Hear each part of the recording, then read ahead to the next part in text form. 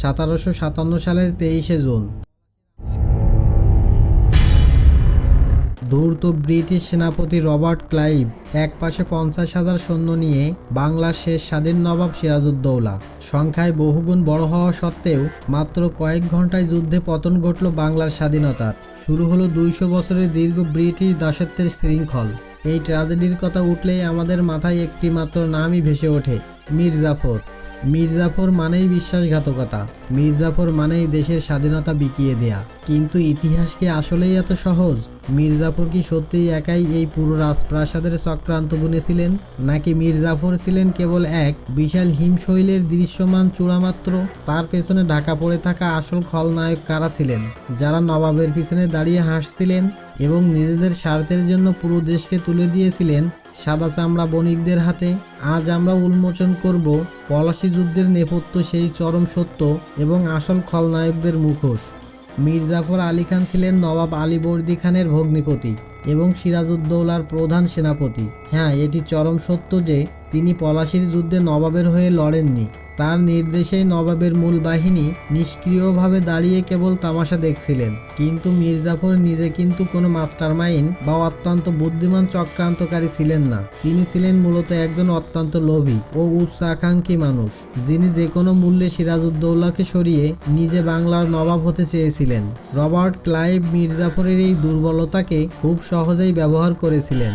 কিন্তু মীর জাফরকে এই চক্রান্তের জাল বোনায় যারা বুদ্ধিভিত্তিক ও অর্থনৈতিকভাবে সাহায্য করেছিলেন, আসল খেলাটি খেলেছিলেন মূলত তারাই। পলাশীর চক্রান্তে সবচেয়ে বড় এবং সবচেয়ে অন্ধকার চরিত্রের নাম জগৎ শেঠ।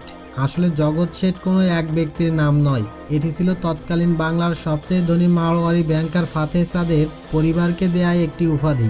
এই পরিবারের সম্পদ এতই অঢেল ছিল যে তারা একাই পুরো মোগল সাম্রাজ্যের অর্থনীতিকে নিয়ন্ত্রণ করার ক্ষমতা রাখতেন। নবাব সিরাজউদ্দৌলা ক্ষমতায় আসার পর এই জগৎ শেঠদের অসীম ক্ষমতার উপর লাগাম টানার চেষ্টা করেন। তিনি জগৎ শেঠ মহাতাব চাঁদকে অপমান করেন এবং তাদের বিপুল সম্পদ থেকে রাজকোষে কর দাবি করেন।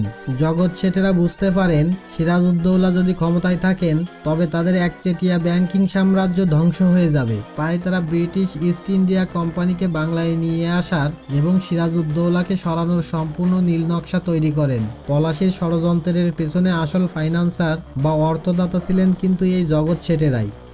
ঘরের শত্রু বিভীষণ, এই প্রবাদটি পলাশীর ক্ষেত্রে 100 ভাগ খাঁটি। সিরাজউদ্দৌলার বড় খালা মেহেরুন্নেছা, যিনি ইতিহাসে ঘোষেটি বেগম নামে পরিচিত, তিনি ছিলেন সিরাজের চরম শত্রু।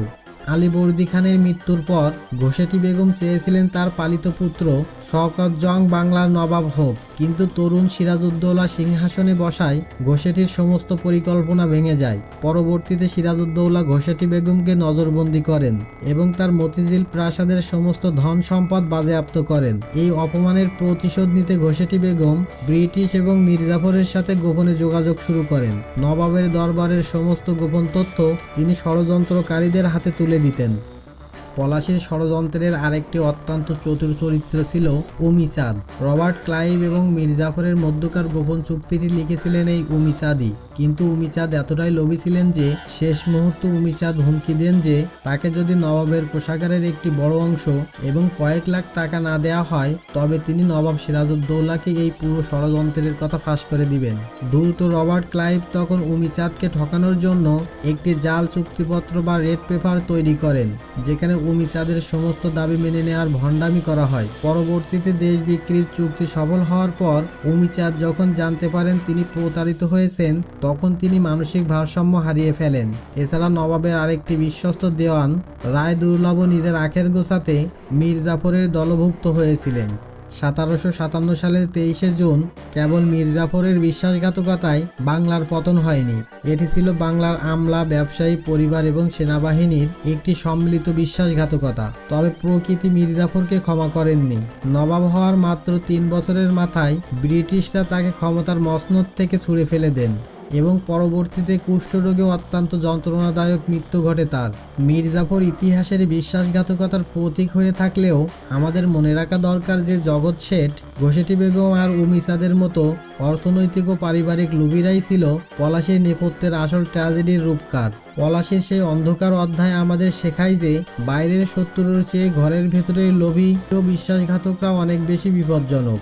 যখন নিজের দেশের মানুষই লোভের জন্য নিজের দেশের স্বাধীনতা বিক্রি করতে রাজি থাকে, তখন যে কোনো পরাশক্তি খুব সহজেই আমাদের উপর আধিপত্য বিস্তার করতে পারে। আপনার কি মনে হয়, বাংলার শেষ স্বাধীন নবাব সিরাজউদ্দৌলা যদি জগৎ শেঠ ও ঘোষেটি বেগমকে আগেই কঠোর শাস্তির আওতায় আনতেন, তবে কি বাংলার ইতিহাস আজ অন্যরকম হতো? কমেন্টে আপনার মূল্যবান মতামত অবশ্যই জানাবেন।